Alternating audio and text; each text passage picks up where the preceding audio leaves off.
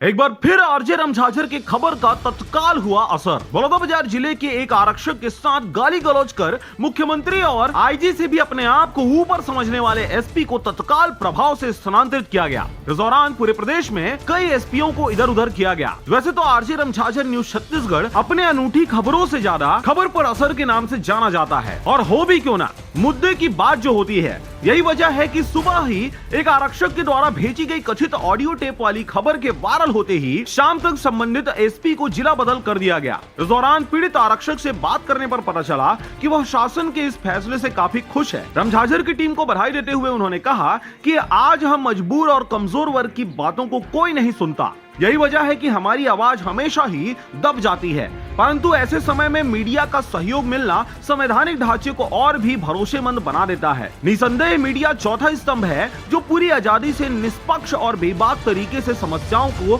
समाधान तक ले जाती है। इस दौरान आपको बता दें कि घटना के बीतने और न्याय के दौरान पूरे प्रदेश के कई एसपीओ को इधर उधर कर दिया गया। आरक्षक से दुर्व्यवहार करने वाले एसपी की जगह दीपक झा बिलासपुर एसपी को बलौदाबाजार एसपी नियुक्त किया गया है। वहीं गरियाबंद से पारुल माथुर को बिलासपुर की नई जिम्मेदारी सौंपी गई है। मनहरण बंजारे की रिपोर्ट, आरजे रमझाझर।